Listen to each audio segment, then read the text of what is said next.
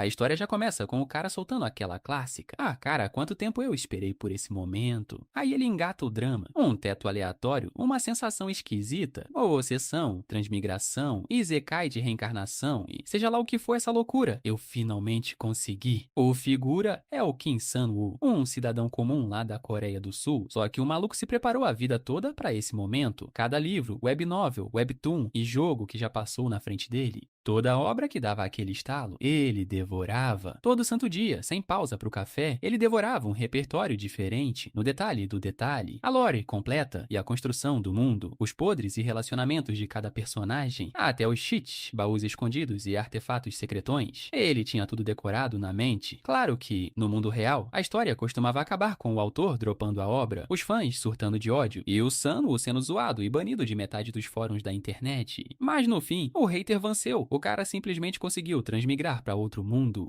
Aí ele começa a colocar a cabeça para funcionar, olha para si mesmo e calcula que deve ter uns 4 ou 5 anos de idade. Em seguida, já se empolga. Será que rola ver meus atributos? Ele manda um gritão, janela de status, mandando aquela pose dramática. Como não acontece nada, dá aquela corada de vergonha e desconversa. É, pelo visto, não é um clichê padrão de regressão, mas tanto faz. Ele lembra que entre a montanha de obras que analisou, várias nem tinham janela de status. O cara segue confiante. Tempo ele tem e habilidade para dominar esse outro mundo também não falta. Pensando no futuro, ele já viaja. Será que começa inventando alguma coisa para ficar milionário? Corta para uma semana depois da transmigração. Aos 4 anos de idade, vem a realidade. Descobriu que o corpo onde foi parar se chama Ivan Petrovich. Os pais dele são lavradores rurais e tão analfabetos que nem sabem em que país vivem. Tentando dar uma de gênio e inovar, tentou fabricar sabão, mas fracassou miseravelmente. Resultado, além de levar uma bela surra por brincar com soda cáustica, descobriu da pior forma que o sabão já existia naquele mundo. Na semana 6 da transmigração, o cara avistou uns jornais enquanto estava na vila, fazendo corre de comprar ovos. Ele já manda aquele choque de realidade. Uma sociedade capaz de imprimir jornais e distribuir até na roça. Isso aqui definitivamente não é Idade Média. Naquele mesmo dia, da lista gigantesca de obras candidatas, a grande maioria rodou. Avança para a semana 15 da transmigração. Kim Sun-woo finalmente descobriu o nome do país onde morava. E quem eram os reis da parada? A reação rasgou as poucas páginas que restavam da lista e jogou direto no fogo, um país que ele nunca tinha ouvido falar na vida. Um monarca totalmente desconhecido, países vizinhos que nunca tinham aparecido em obra nenhuma. Agora, o verdadeiro dilema do cara mudou completamente. A dúvida já não era mais em qual história ele tinha caído, mas em qual gênero ele tinha ido parar. Ano 4 da transmigração. De repente, surge o Rei Demônio. Só que na prática, o que aconteceu foi que o pai do Ivan acabou pego pelo recrutamento militar e foi arrastado direto para o campo de batalha. A partir desse baque, a mente do Kim Sun-woo começou a se dividir de vez. Ano 6, 10 anos de idade. Ivan já estava bem safo em ajudar a mãe nos trabalhos agrícolas da comunidade. Ano 8, 12 anos de idade. Estudando no tempo livre, ele finalmente dominou por completo o sistema de escrita daquele mundo. Ano 10, 14 anos de idade. Chegou a notícia do falecimento do pai. Detalhe, era uma carta oficial emitida 2 anos atrás. A cabeça do Kim Sun-woo já estava fritando de vez. Ele entra em parafuso. Que porra é essa? Não entendo mais nada. Essa história é um jogo de estratégia. É um isekai, mas os caras têm pólvora e máquina a vapor. Mas chamar isso de slice of life? Tem cavaleiros, magos, rei demônio e raças não humanas. Tudo misturado numa guerra gigantesca. E no meio dessa tempestade de pensamentos, Ivan volta para a realidade ao ver a mãe caindo no choro, desesperada sem saber como aquilo pôde acontecer. Ele engole o choro, manda ela não se preocupar e logo no dia seguinte vai lá e se alista no exército. O salário anual era de 15 moedas de cobre e ele decidiu mandar cada tostão para a mãe. Não era por amor filial ou piedade, mas por pura pena de ver uma mulher dando a vida por ele, somada à culpa esmagadora de ter tomado o corpo do verdadeiro Ivan, o único pilar que ela tinha na vida. Ano 14 da transmigração, o 4º ano de serviço militar, 18 anos de idade. Ivan começou a perceber no tranco do combate que o seu corpo tinha muito mais talento para a pancadaria do que ele imaginava, acumulando uma série de pequenos méritos no campo de batalha. Ele deixou de ser um simples recruta e subiu de nível, virando soldado do exército regular. Só que a situação geral era um verdadeiro desastre. A linha de frente estava sendo atropelada e recuava a passos largos, enquanto metade das nações aliadas já tinha virado cinzas. Foi bem nesse momento crítico que o herói deu as caras. Na hora, a chave virou na cabeça do Ivan. Pronto, finalmente descobriu o gênero dessa porra, é um RPG tradicional? A chegada do lendário herói parecia aquele raio de esperança que todo mundo precisava, mas a realidade na trincheira era bem mais dura. Onde o Ivan estava alocado, o massacre continuava e a linha de frente continuava sendo brutalmente empurrada para trás. Ano 24 da transmigração, 14º ano de serviço militar, 28 anos de idade. Conforme o grupo do herói ia caçando e decapitando os generais do exército do Rei Demônio, um por um, a maré da guerra finalmente começou a virar. O Ivan, que vinha sobrevivendo e acumulando uma montanha de méritos militares ao longo dos anos, acabou parando para servir direto ao lado da comitiva do herói. A missão dele? Fazer parte da unidade de ocupação de territórios recuperados e eliminação de forças inimigas. Para simplificar esse nome gigante e burocrático, o Esquadrão de Extermínio, basicamente, era uma tropa de choque de operações especiais, jogada no meio da bagunça toda vez que o herói matava o comandante inimigo, quando as forças do Rei Demônio entravam em pânico e desmoronavam, e 2 anos se passaram nesse ritmo insano. Ano 26 da transmigração, 16º ano de serviço militar, 30 anos de idade. O grupo do herói finalmente matou o Rei Demônio. Ivan suspirou aliviado e sentou para esperar a tela de fim. Na cabeça dele, a missão estava cumprida, e agora ele finalmente conseguiria escapar e dar tchau para esse mundo desgraçado. Ano 28 da transmigração, 32 anos de idade. 2 anos inteiros já tinham se passado desde que o Rei Demônio virou poeira, e nada, nem sinal de créditos finais, nem de voltar para casa. Enquanto isso, a rotina continuava brutal. O esquadrão de extermínio tinha sido reduzido a apenas 1/5 do seu tamanho original, sacando que os superiores estavam com segundas intenções e queriam limpar os rastros dissolvendo a unidade no banho de sangue. Ivan fez o corre final, cumpriu uma última missão que era praticamente uma sentença de morte, sobreviveu e pediu baixa do exército, torcendo para que esse epílogo arrastado finalmente chegasse ao fim. Ano 30 da transmigração, 34 anos de idade. Já faziam 10 anos que a mãe dele tinha falecido. Ao retornar para onde costumava ser sua casa, não restava mais ninguém. Ele estava completamente sozinho no mundo, sem rumo e tentando juntar os cacos do pós-guerra. Ivan fundou um orfanato perto da capital para acolher os órfãos que a guerra tinha deixado para trás. Mesmo assim, depois de todo esse tempo, os créditos finais teimavam em não aparecer. Salto no tempo, o orfanato vasiliza. Ivan, agora de barba, desabafa. Puta merda, que saudade desgraçada. Tô ficando louco. 4 anos se passaram desde a queda do Rei Demônio e nada de créditos finais. Ele ironiza. A condição de vitória deve ser esperar o herói morrer de velhice. De repente, ele escuta passos, couro estalando cheiro de pólvora passada rápida, diagnóstico instantâneo, um soldado de elite. No reflexo, Ivan já se levanta armado. A porta abre e o sujeito entra na folga. Quanto tempo, chefe? Como tá? Devia ter vindo mais ver. Ivan corta seco. Você devia era ter batido na porta, Demitri. Demitri assusta. Caramba, chefe, desde quando a gente tem essa frescura? Poeira baixada. Ivan pergunta o motivo da visita. Demitri resmunga. Nem me deixa sentar, impaciente como sempre. Ele entrega um envelope. Toma, lê aí. Carta pessoal da princesa. Ivan desconfia na hora. Tem veneno nessa porra. Demitri tenta suavizar. Deve ser só perguntando como você tá. E Ivan debocha. Impossível a princesa Elizaveta Kirilovna Krasilov. A Lisa de ferro e sangue manda a carta só de cortesia. E crava. Ela tá na merda, isso sim. Demitri entrega o jogo. Na merda é pouco, tá foda pra caralho. E solta o podre do reino. A administração militar implora todo dia para retirar as tropas. O príncipe herdeiro, Alexander, quer fatiar o país em 5 pedaços e vender tudo. O grande rei tá lá, mudo sem dar um pio sobre o caos. Mas no meio desse circo pegar fogo. Lembra daquela universidade internacional prestigiada do reino aliado? A Universidade Yansik. Demitri pergunta se o Ivan tem ideia de quem acabou de se matricular com os calouros e o novo corpo docente este ano, e solta a lista do peso pesado. Isabelle, filha do lendário herói Maximilian. Oscar, filho do cavaleiro Gilles Vert.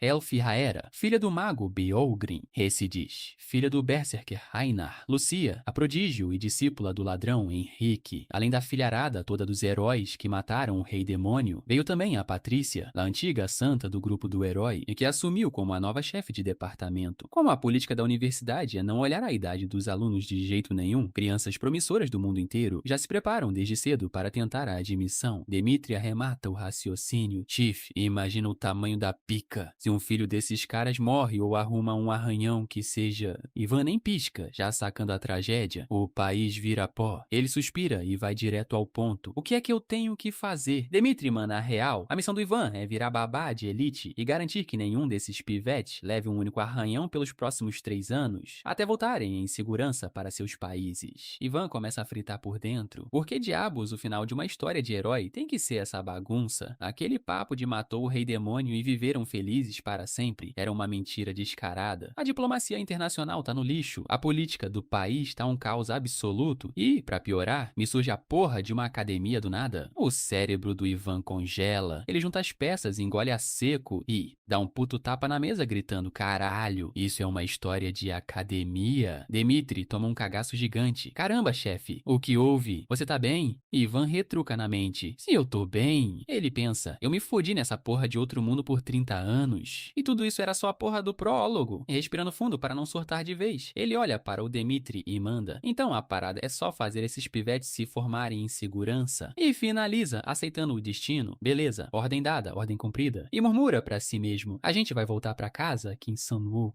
A carta diz o seguinte: Vanka, como você está? De vez em quando chegam umas notícias suas por aqui. Pelo visto, você tem se virado bem. Você ainda se lembra de quando a gente ralava junto para cuidar do jardim? Eu realmente esperava que a gente pudesse pelo menos tomar um chá, mas você foi embora sem nem olhar para trás. Só que, Vanka, o inverno tá chegando de novo. Um inverno ainda mais frio e silencioso do que o último. Vanka, meu lenhador mais confiável, se tiver qualquer coisa que você queira, eu te retribuo em triplo. Se isso não for o suficiente, eu te pago o resto com a nossa amizade. E se nem isso quitar a dívida, já eu te pago com as nossas memórias. O reino ainda precisa da sua lealdade, da mesma forma que você já serviu antes e vai servir de novo. Com carinho, Kirilovna. Ivan termina de ler, solta o papel e resume a fita. Beleza? No fim das contas, a minha missão é só garantir que nenhum desses pivetes morra ou saia machucado nos próximos 3 anos. Ele encara o nada e pensa sozinho. Mas quem diria que o gênero dessa porra de mundo era uma história de academia? E se eu aguentar firme por mais 3 anos e ver a porra do final, finalmente vou poder voltar pra casa? Ele olha para o companheiro e lança a pergunta: Dmitri, quem é que vai dar as caras primeiro? Dmitri responde na ponta da língua: é a filha do Einar. A garota é filha do rei Droan. E a princesinha da sua majestade já está com tudo pronto para ser a primeira a partir. Ivan puxa na memória a figura do tal Einar e pensa com seus botões. Hoje em dia, o cara é chamado de o grande rei de Droan. Mas, para mim, aquele ex-membro do grupo do herói não passava de um puro psicopata que só pensava em cair na porrada. Dança de cena, uma galera rústica comemorando forte, bradando orgulhosa que aquela ali tem o verdadeiro sangue do grande rei conquistador Einar nas veias. A garota já manda a real puta da vida. Ah, vão ficar me zoando mesmo?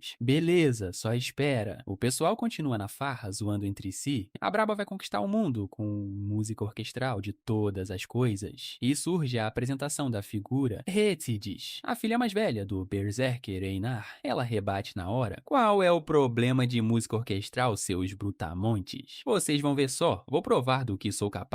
A meta da guria: entrar no departamento orquestral da Faculdade de Música da Universidade Yansik. Os Cavaleiros de Droan organizam uma despedida épica para a garota, e apenas 2 dias depois de ela embarcar, o trem descarrila. Voltando um pouco no tempo, Ivan tá trocando uma ideia tensa com o Dmitri. Vai rolar um ataque terrorista naquele trem. Dmitri arregala os olhos. Pô, chefe, tem certeza disso? Ivan confirma com a cabeça enquanto o cérebro dele começa a rodar a 1000 por hora. Em história de herói clássica, o protagonista junta o bando, sola o rei demônio, um dos generais do mal vira a folha para o lado dos mocinhos e a paz reina no final. Tudo fórmula, tudo clichê puro. Ele olha para o nada, ligando os pontos. Assim como no RPG, cada gênero tem seu próprio senso comum, puxando de cabeça o estoque de histórias que eu estudei e queimei 30 anos atrás. Uma história de academia sempre começa com o clássico ataque terrorista no trem. Na estação Igorovitch, Ivan continua calculando tudo de cabeça. Isso é puro senso comum de enredo. São 9 horas agora. O trem com a princesa Hetidis vai encostar daqui a pouco. Se tem alguém querendo a cabeça dela, esta estação é o local perfeito. Eles precisam cruzar a fronteira primeiro para jogar a culpa no nosso reino. E logo depois daqui, começa uma zona militar armadíssima. E, como ele não tem provas concretas, nem adianta perder tempo pedindo reforços. Ivan se levanta, soltando aquele deboche. Que bando de amadores. Ele vai caminhando na direção de um sujeito sentado no banco enquanto faz a varredura do local. De todo mundo na estação, aquele cara, checando o relógio, já deixou 3 trens passarem direto. E o outro vendendo vegetal ali perto, olhando pros lados todo nervoso. É mais patético ainda. Quem diabos compra verdura numa estação abandonada do interior? E o gênio ainda tá fumando em cima do produto. Ivan cola por trás do cara no banco. O sujeito sente a presença e congela no ato. Exatamente no segundo em que sente o cano da arma colado na sua cabeça. O cara se vira no susto. rosto. E aí, seu desgraçado, quem diabos é Vokit? Ivan corta seco, silêncio. Na mesma hora, os outros dois comparsas se levantam atrás do Ivan gritando: Que porra você tá fazendo? Ivan acha aquilo ridículo. Pela lógica e pelo ângulo, a pistola dele estava totalmente coberta e nem dava para ver. Mas só para desencargo de consciência, ele resolve fazer o teste final. Com a arma engatilhada, Ivan lança a pergunta de checagem: a quem você deve lealdade? O homem gagueja sem entender nada. Bam! Ivan puxa o gatilho sem dó. Diagnóstico rápido: não são reforços e nem agentes leais à família real. Se fossem profissionais treinados, teriam declarado a afiliação na hora, em vez de responder com outra pergunta. Ou seja, tá todo mundo junto no esquema. Os outros dois entram em pânico. Atira nesse filho da puta. Ivan desvia dos disparos com uma facilidade absurda, confirmando que a cambada não é da corte real de Krasilov. Num piscar de olhos, ele decepa os braços de um e executa o outro no chão. O sobrevivente cai babando de dor e pavor. Ivan avisa na frieza: se não estancar isso aí, você sangra até morrer em 3 minutos. Onde tá o resto? O cara entrega tudo desesperado. Tão nos trilhos. São 15 caras. Mas você tá sozinho, não vai arrumar nada. Me poupa, pelo amor de Deus. O nosso líder é um monstro de verdade. Se você me deixar vivo, eu meco a atenção deles. Estreita os olhos. Vocês são batedores.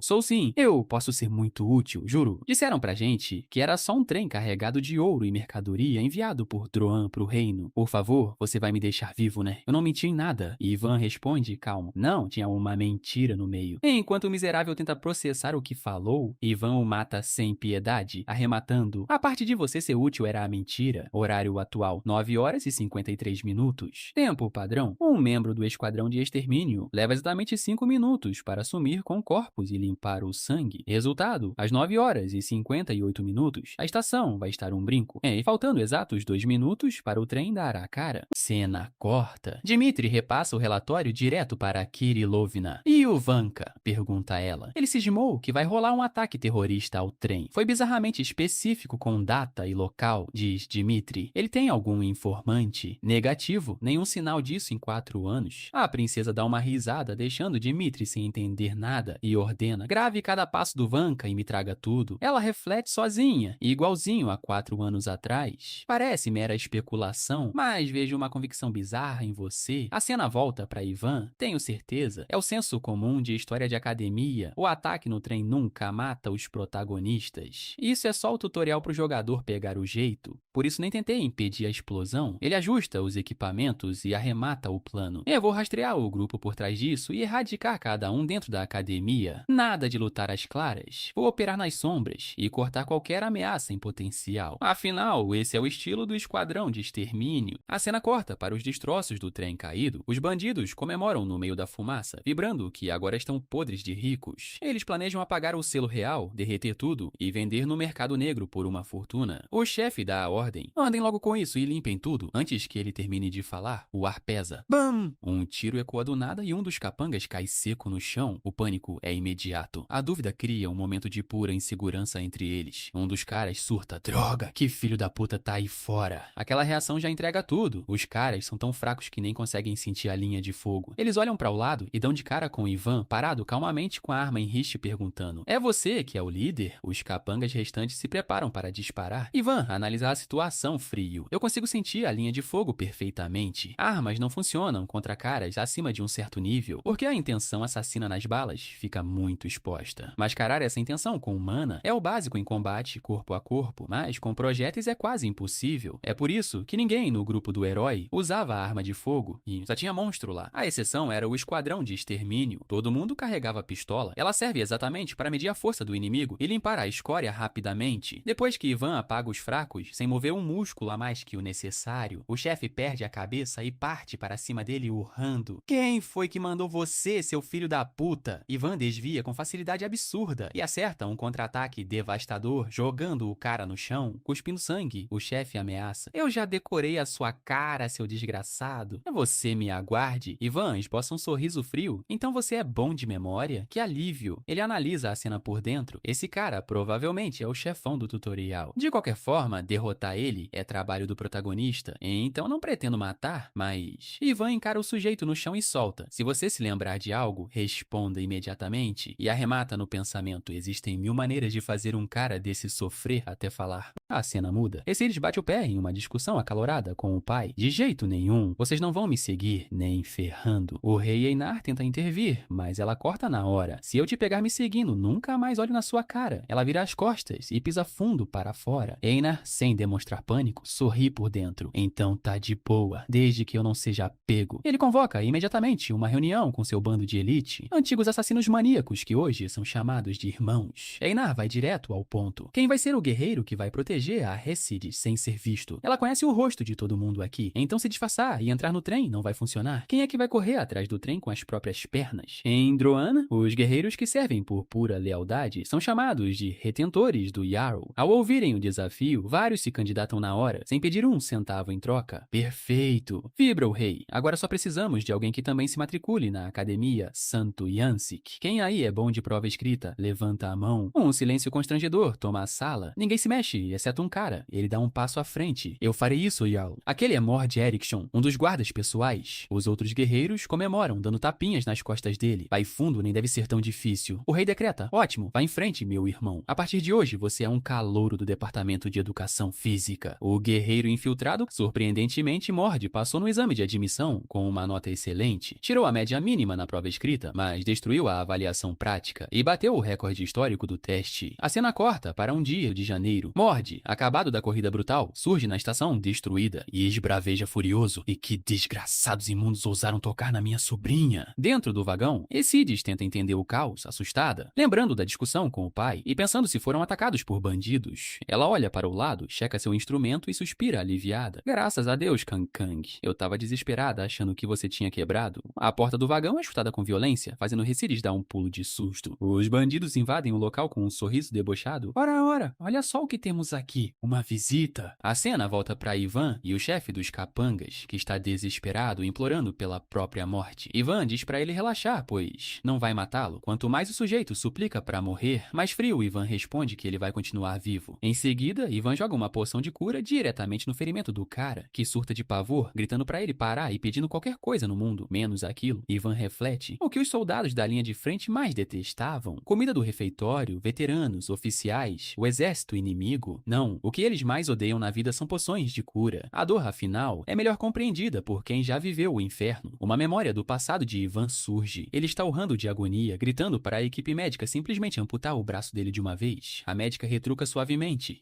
não diga isso, querido. Se continuar assim, teremos mesmo que amputar. A assistente complementa: Senhor Petrovich, seu corpo é um tesouro da nossa nação. E Ivan esbraveja no limite da dor. E quem é que trata um tesouro desse jeito? A médica apenas sorri. Agora aguente só mais uma garrafa. Se doer, me avise. Não que eu vá parar, é claro. Ivan volta a analisar o presente. Desde aquela experiência terrível, faço de tudo para não me ferir gravemente. Aquele remédio maldito faz você sentir em segundos toda a dor acumulada de semanas de recuperação. É o equivalente ao Albotil da Coreia. Depois de sentir o desempenho da droga na minha própria pele, achei outro uso para ela. E meus colegas do esquadrão de extermínio não pouparam elogios. Cura o cara com a poção, interroga e cura de novo. É o soro da verdade perfeito. Ele encara o Capaganta arruinado e pondera. Achei que esse cara era o chefe do tutorial, sem motivos para matar. Por isso, o trouxe até o trem, mas como ele nem lembra quem planejou o ataque, deve ser só um peão descartável. Lançaram um bloqueio cognitivo nele. De repente, o sentido de combate de Ivan apita. Ele sente uma linha de fogo direta nas suas costas. Onde estão mirando? Na glabela? Não, no meu rosto inteiro. Ivan desvia com facilidade de um projétil de pedra. Ele nota que a força do arremesso foi absurda, concluindo que não vale a pena nem sacar a arma. Quando a poeira baixa, Ivan percebe que o atacante também domina a leitura de linha de tiro e ordena: apareça. Mord surge do meio da fumaça, encarando Ivan com ar ameaçador. Você parece bem habilidoso, mas é um completo maluco por ter encostado na minha sobrinha. Uma pena gastar todo esse talento pra morrer aqui. Ivan fica confuso por um instante. Será um erro de cálculo? Esse cara não era o chefe, mas sim o tio dele? Sem entender nada da confusão familiar, Ivan assume a postura de combate e dispara. Espero que você saiba de alguma coisa. E arremata na sua própria lógica totalmente errada. Então esse cara é o verdadeiro chefe do tutorial. Ivan e Mord entram em um combate brutal. Ivan se surpreende com o nível do oponente. Isso definitivamente deveria ser o tutorial. Minha previsão estava errada? Alguém com tanta habilidade realmente cometeria crimes assim? Ou existe uma mente por trás disso? O irônico é que no meio de tantas suposições, ambos compartilham o mesmo objetivo, sem saber: salvar Hesídes. De volta aos destroços do trem, Hesídes implora para os invasores recuarem. Um dos bandidos desdenha, achando que ela é só uma sobrevivente indefesa. Antes que ele termine de falar, Hesídes acerta uma violenta tacada com seu próprio violino na cara dele, pedindo desculpas no processo, perdão, Kang Kang. O impacto faz o cara voar longe, deixando os outros capangas em choque. A garota começa a chorar em desespero. Vocês estragaram o meu Kang Kang. Os bandidos recuam apavorados. Essa garota é louca. A princesa Rétides se parecia com a mãe em muitos aspectos, mas o sangue que corria em suas veias era do açougueiro Einar. Encharcada em lágrimas, ela sussurra para o instrumento destruído: Kang Kang, você foi maravilhoso. O líder dos ladrões percebe o perigo e grita: fujam, rápido. Mas era tarde demais. Essides avança sobre eles, tomado por pura fúria. Eu vou vingar o Kang Kang. Naquele momento de caos, nascia a maior musicista da Terra. De volta ao confronto entre Ivan e Mord, os capangas sobreviventes aparecem correndo em desespero, implorando por socorro e chamando a garota de vadia louca. Ivan e Mord travam a luta imediatamente. Ivan questiona: e espera, o que aconteceu com a jovem de cabelo vermelho? A Essides está bem? Mord reage surpreso: minha sobrinha está bem. Os dois se encaram por um segundo e recuam ao mesmo tempo. A ficha de Ivan cai na hora. Espera, então o cara da poção não era sobrinho dele? Claro, um ataque ao trem nunca mata o protagonista, porque um ajudante sempre aparece para dar suporte. Esse cara é o escolta da Essides. Mord desconfia: você não estava aliado com esses caras? Ivan rebate: não sei de onde tirou esse mal entendido. Eu vi você jogando uma poção de cura naquele desgraçado mais cedo, refuta Mord. Ivan pensa: e isso é só o método de interrogação padrão do esquadrão de extermínio? Mas responde apenas: eu precisava descobrir algumas coisas. Mord aceita a resposta e avista Essides ao longe. Você devia ter falado antes. Ele sai correndo ao reencontro da sobrinha e Ivan observa de longe. A última vez que vi a Essides, ela tinha 7 anos. Era só uma criança. Ela provavelmente ainda lembra de mim. Como o alvo está seguro e o ajudante tem capacidade de escoltá-la, revelada minha identidade seria um problema. Ivan desaparece nas sombras. Essides olha ao redor e pergunta ao tio: tio, não tinha mais alguém aqui agora há pouco? Mord reflete em silêncio. Aquele estilo de combate é idêntico ao das forças especiais de Krasilov. E a forma como ele usava o machado lembrava muito o estilo do Einar. Só existe uma pessoa no mundo capaz disso: o herói reserva, Ivan Petrovich. Mord pergunta: Weshi, você por acaso lembra de um cara chamado Ivan? Ela sorri na hora. O senhor Ivan? Claro, ele era uma pessoa tão boa, bondosa, corajosa e... Mord interrompes: não sei nada sobre isso. Ouvi dizer que ele morreu há 2 anos. Nem consegui reconhecê-lo com todo aquele pelo no rosto. A cena corta para Ivan. Foram dias extremamente cansativos para pouco ganho, mas a primeira missão foi concluída. Ivan retorna ao orfanato e recebe a notícia de que Rétides já chegou em segurança. Isabelle, filha do herói Maximilian, partirá na primeira semana de fevereiro, seguida por Oscar, filho do cavaleiro Gilles Vert. Ivan analisa o cenário. A relação do país com eles não é ruim e a distância é curta, não preciso me preocupar. A filha do mago Beogrin vem de dirigível e Lucia, discípula de Henrique, já está na capital. Melhor assim, não queria encontrá-los mesmo. Isso significa que faltam só mais 2 ataques ao trem para esse tutorial acabar. Sonhando com a comida que vai saborear quando voltar para a Coreia, Ivan é surpreendido por uma garota na janela. Você vai nos abandonar de novo? Ivan se assusta. Desde quando você está aí, Priscila? Desde que você começou a murmurar a lista do que quer comer, responde ela. Elmo, você subiu até aqui. Estamos no 3º andar. Estou no ano da formatura. Levo as aulas a sério. Debocha a garota. Ivan questiona se a escalada de parede virou matéria do orfanato enquanto descem juntos. Priscila comemora. Eu venci. Ivan alerta. Use o corredor da próxima vez. Isso é perigoso. No orfanato, existia um jogo extremamente popular entre as crianças: tentar se aproximar do diretor sem que ele percebesse. Um garoto lança uma bola em Ivan, que a captura pelas costas sem sequer olhar para os órfãos. O diretor era um homem misterioso de reflexos impossíveis, mas de personalidade inofensiva. O companheiro perfeito de brincadeiras. Ivan nunca os impedia. E se essas crianças conseguirem enganar os meus sentidos e estarão prontas para andar com as próprias pernas quando saírem daqui, faltam só 2 semanas para a minha liberdade. Ou era o que eu pensava. A cena corta para Priscila amarrada em um cativeiro. Ela ameaça os sequestradores. Se o diretor do meu orfanato descobrir isso, vocês estão ferrados. Os homens se irritam. Perguntamos sua afiliação e você vem falar de diretor, onde aprendeu a esconder a presença desse jeito? Quem diabos é esse cara? E Ivan Petrovich, já ouviram falar? Dispara a garota. Os bandidos caem na gargalhada. Ivan é o nome mais comum em Krasilov e Petrovich é o sobrenome mais genérico que existe. Mas Mas um dos homens paralisa e intervém sério. Espera, de quem você está falando? Priscila responde tremendo. O diretor Ivan Petrovich. No orfanato, as empregadas avisam em pânico sobre o sequestro de Priscila. Ivan segura um pedaço de pano deixado para trás e identifica a marca de cruz, o símbolo do sindicato que trabalha para aquela filha da puta de temperamento ruim. É a última pessoa no mundo que eu queria ver. Aquele pedaço de pano era uma intimação do seu antigo grão-mestre. O esquadrão de extermínio, onde Ivan serviu, fora fundado por ela. A lâmina das sombras, Henrique. Em outro local, Henrique encara o relatório e murmura. O Ivan disse que estava aposentado e agora está gerindo uma guilda de assassinos nas sombras. Será essa mais uma confusão absurda que vai terminar em pancadaria? Rapaziada, essa foi a parte 2. Se quiserem continuação, deixem aí nos comentários. Não se esqueça de deixar o like e se inscrever. Até mais!